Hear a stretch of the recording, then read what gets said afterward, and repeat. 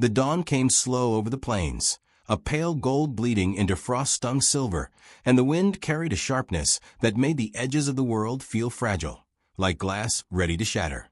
Jonas rode through that quiet expanse, a lone figure on a horse whose hooves scuffed the frozen soil with a rhythm that matched the steady pulse of the land itself.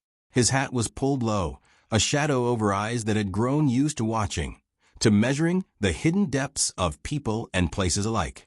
He passed abandoned homesteads, their skeletal remains bent under years of neglect, and the thought crossed him that the West was patient only in the cruelty it could deliver. Yet in the distance, smoke rose in a thin, curling spiral from a cabin hunched, like an old man worn by wind and weather. There was a flicker inside, a movement that tugged at the edges of his mind, a life stubbornly clinging to the world. Jonas dismounted slowly, boots crunching against ice-crusted earth, and approached the cabin with caution. The door was ajar, swaying on its hinges as if it had been waiting for someone to come, to break the stillness. Inside, the cabin was stark. A single crooked chair, a threadbare blanket, the remains of a hearth long dead. In the corner, a woman sat huddled, her form small and fragile, yet something in the line of her shoulders suggested a quiet resilience. Her hair was tangled, a dark tumble that fell across her pale cheeks, and her eyes, wide and alert, held the weight of hunger and exhaustion, but also the faint glimmer of survival. A few crumbs lay on a splintered wooden table, the remnants of what might have been her last meal. Jonas noticed a stray dog, thin as a rail, moving cautiously toward her, nudging her hand with a warmth born of need and companionship. He did not speak immediately. Words in such a place carried weight, and silence often revealed more than hurried conversation ever could. He watched her, studying the careful way she wrapped her arms around herself, the subtle tension in her body that spoke of years spent guarding against a world too sharp, too indifferent. She was alive, fragile as she was, and the mere presence of that life demanded recognition, a respect that Jonas felt deep in his chest. He reached slowly into his saddlebag and produced a leather coat, offering it to her without a word. The gesture was not one of pity, but of acknowledgement, an understanding that she mattered, that her life was worth the warmth of another human hand. Tentatively, she accepted it, and the small contact brought color back to her cheeks, a pulse of life in the dim room. He produced some food from his pack, a small roasted rabbit, simple but sustaining. She ate slowly, guardedly at first, and then with a quiet hunger that betrayed how long it had been since she had allowed herself to be fed by another. Jonas watched, not impatiently, not expectantly, but with a steady presence that seemed to anchor her in a world that had too often left her adrift. He saw the moment she began to breathe easier, the fraction of relaxation that crossed her shoulders, the slight uncurling of her hands. It was subtle, almost invisible, yet in it lay the first evidence that she was willing to trust him, even a little, even here in the dim cabin. He said little, for little was enough.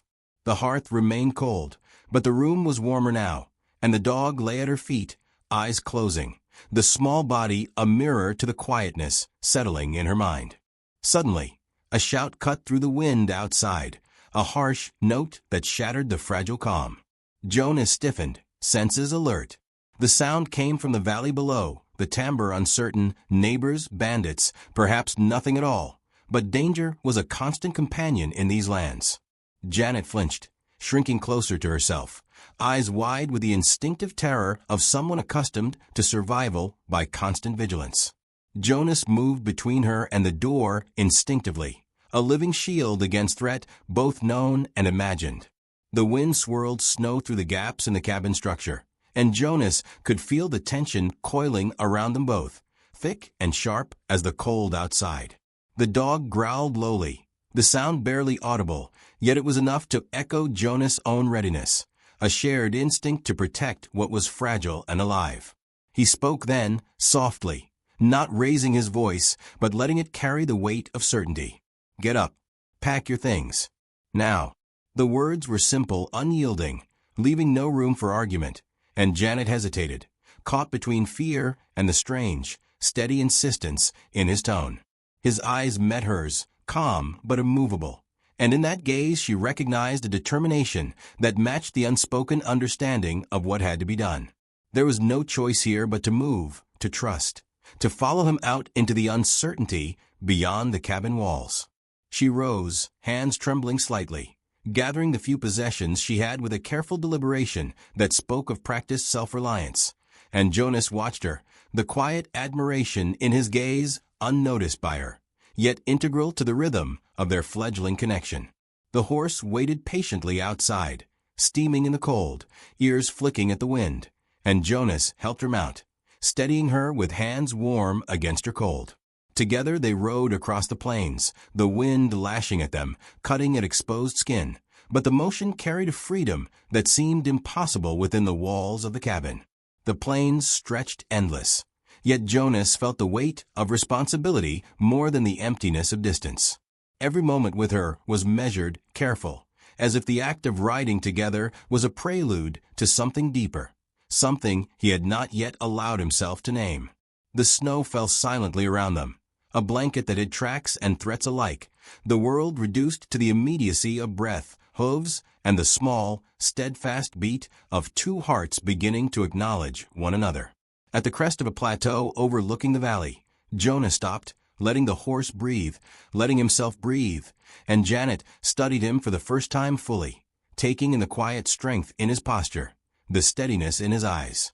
He knelt slightly, not imposing, not demanding, but close enough to bridge the space between them, and spoke with a softness that carried the weight of sincerity. He told her slowly, as if confessing first to the wind, that he had seen her, truly seen her, from the moment he arrived.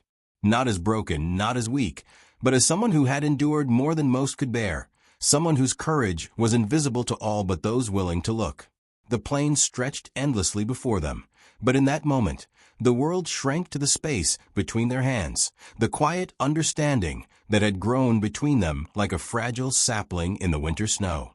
Her eyes glistened, the faintest color returning to her cheeks, tears threatening to fall not from shame, but from recognition. Finally, someone had looked and seen, had chosen to honor her presence without judgment or expectation. Jonah's hand brushed hers, tentative, careful, a question unspoken but understood. He admitted that he admired her, that he felt drawn to her, that the sight of her enduring, alive, and unbowed had stirred something he had not anticipated in his own heart.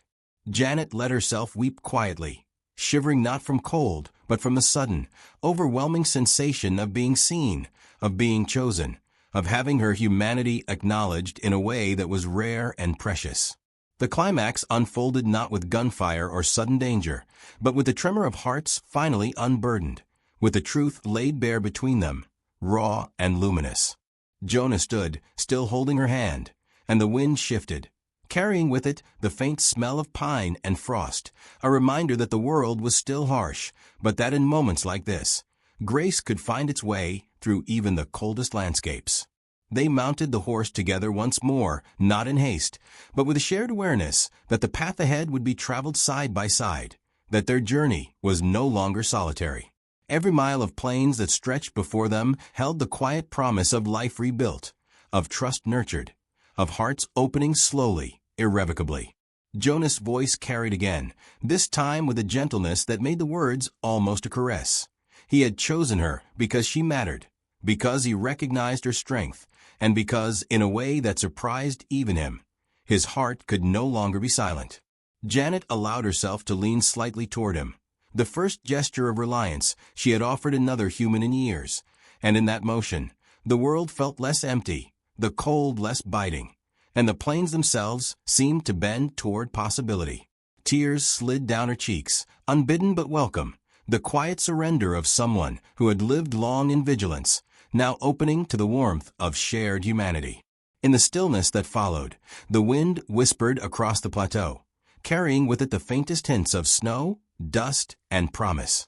The dog padded at their heels, the steady rhythm of life resuming after a moment of crisis. Jonah's eyes met hers once more, and in the simple, silent gaze lay the understanding of two souls recognizing one another, resilient, wounded, human.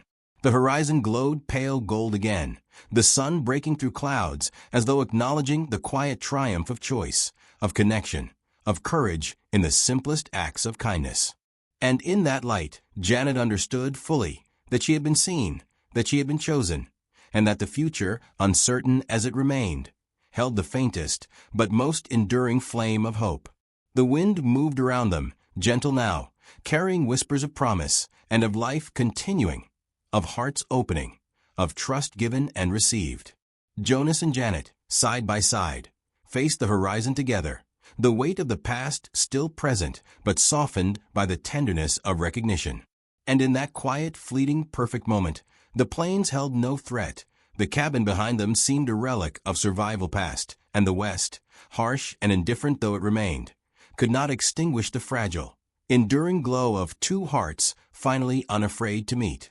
Life, harsh and unyielding, often offers its lessons in silence, in glances, in choices that seem small but carry the weight of eternity. In choosing Janet, Jonas chose not only to protect, but to honor, to see, to embrace what is rare and human in a world too often blind to it. And in that choice, Janet allowed herself, for the first time in years, to feel seen, to feel valued, to feel a fragile, precious hope that could grow under the patient sun. The plains stretched before them, infinite and unforgiving, yet Jonas and Janet rode on with the quiet certainty that the heart, when willing to trust, could carve out a space for safety, for love, for enduring grace. And for any who watch, any who listen, the truth is simple. Even in desolation, there is always a choice to see, to protect, to care, and to allow hearts to meet where the world least expects it.